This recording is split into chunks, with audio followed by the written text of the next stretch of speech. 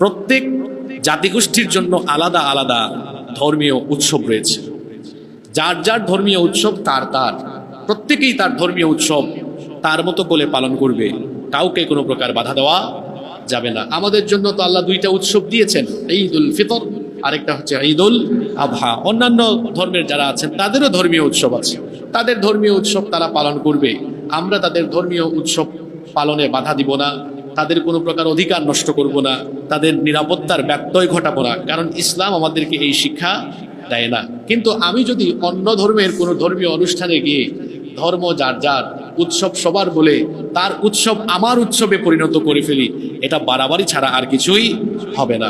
কারণ তার ধর্ম উৎসবটাও তার, আমার ধর্ম আমার, তার ধর্ম তার। আজকে বড় দুঃখ করে বলতে হয়, আমাদের অনেক মুসলমান ভাই বোন তারা দেখা যায় বিধর্মীদের, অমুসলিমদের অনুষ্ঠানে উৎসবে গিয়ে সামিল হয়। তাকে যদি জিজ্ঞেস করেন, ভাই আপনি পূজায় গিয়েছেন কেন, আরো গর্বের সাথে আনন্দের সাথে জবাব দেয়, তো গিয়েছি, কি হয়েছে, আমি তো দেখতে গিয়েছি। তাকে আমি জিজ্ঞেস করি, আপনি যে নামাজে আসলেন আজকে জুমার দিনে, আপনার নামাজ দেখার জন্য কতজন হিন্দু এসেছে? আপনি যখন ঈদুল আজহায় কুরবানি করেন, আপনার কুরবানির কানুন দেখার জন্য কয়জন হিন্দু আসে? জোরে বলেন তো, কখনো কেউ আসে? আপনি যান কেন? তারা আসে না, আপনি যান কেন? আবার বলে গিয়েছি তো কি হয়েছে, আমার ঈমান কি চলে গিয়েছে?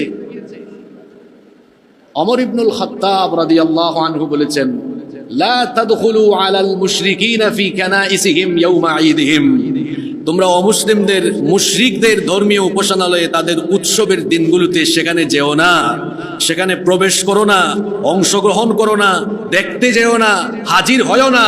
কারণ এরা আল্লাহর সাথে শিরক করার কারণে ওই স্থানগুলোতে আল্লাহর লানত বর্ষিত হতে থাকে।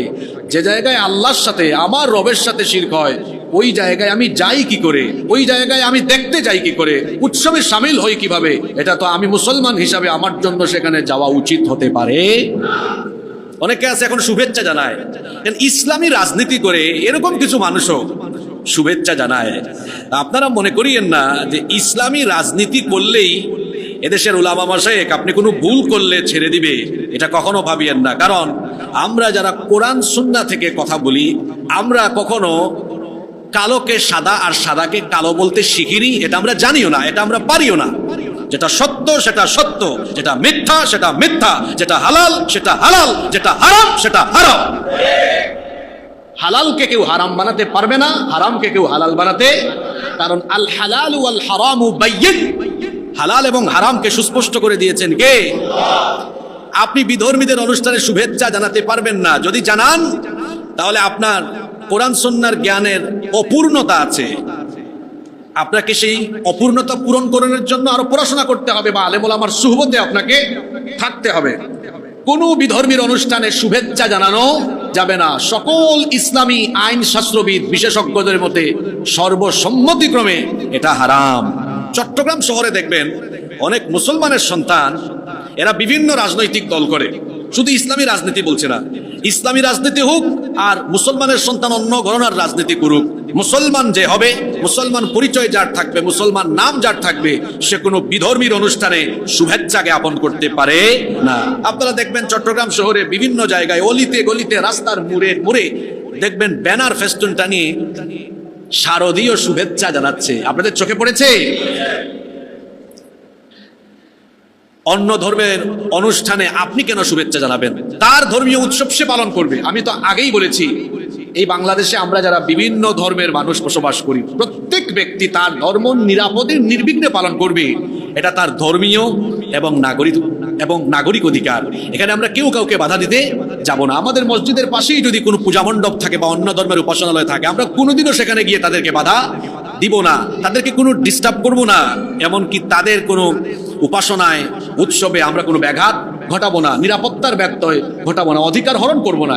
ইসলাম আমাকে এই শিক্ষা দেয়নি। কিন্তু তাই বলে আমি তার উৎসবে আমি তো গিয়ে সামিল হতে পারি না, কারণ তার ধর্ম তার উৎসবও, লাকুম দীনুকুম ওয়ালিয়া দিন, তোমার ধর্ম তোমার, আমার ধর্ম আমার। তোমারটা নিয়ে তুমি থাকো, আমারটা নিয়ে আমি থাকি। কি আফসোস, কয়টা ভোটের জন্য, কিছু ভোটের জন্য আর রাজনীতির জন্য নিজের ঈমান সম্পর্কে গাফেল হয়ে গিয়েছে। যেখানে শিরক হয় সেখানে তো কোনো মুসলমান যেতে পারে না, কারণ সবচেয়ে বড় কবিরা গুনার নাম কি? কোরআনে এসেছে লা তুশরিক বিল্লাহ, আল্লাহর সাথে শিরক করো না। ইন্নাশ শিরকা লা যুলমুন আযীম, নিশ্চয়ই শিরক হচ্ছে মস্ত বড় অন্যায়। আর শিরকের গুনাহ এটি হচ্ছে এমন গুনাহ, এর ভয়াবহ তিনটা পরিণাম আছে। এক, যারা এই গুনাহে লিপ্ত হয়ে তওবা না করে মারা যায়, আল্লাহ এদেরকে কখনো ক্ষমা করবেন না, এরা আল্লাহর ক্ষমা থেকে বঞ্চিত। দুই, যারা শিরকে লিপ্ত হয়ে মারা যাবে, এদের সকল নেক আমল, এদের সব আমল বরবাদ হয়ে যাবে। আর তিন নাম্বার হলো, এরা কোনোদিন জান্নাতের গন্ধ পাবে না। আর গতকালকে দেখলাম একজন পূজা মণ্ডপে গিয়ে প্রথমে আল্লাহর শুকরিয়াও আদায় করতেছে, বেচারার মাথায় টুপিও দেখলাম। মনে মনে ভাবলাম হয়তো তার ঊর্ধ্বতন নেতৃবৃন্দ থেকে মুখস্থ কিছু বক্তৃতা শিখেছে, আর হাতে গোনা কয়েকটা বইয়ের কয়েকটা লাইন শিখেছে।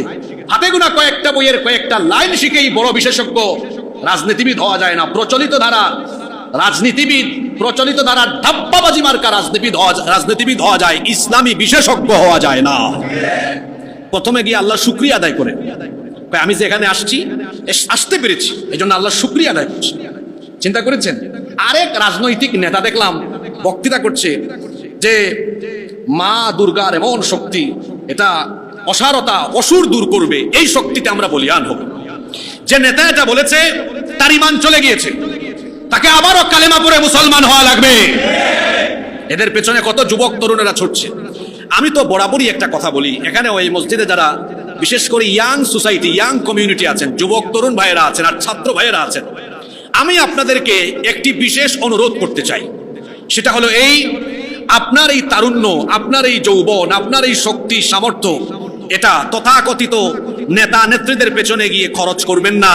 কারণ এই তারুণ্য, এই যৌবন, এই শক্তি, তারুণ্যের এই উন্মাদনা দেওয়া হয়েছে কোনো নেতা নেত্রীর চামচামি করার জন্য নয়। আমি কারো চামচামি করতে পারবো না, বরং এই যুবক বয়সে পড়াশোনা, গবেষণা আর চারিত্রিক উৎকর্ষ সাধনে মনোযোগী হয়ে যাও।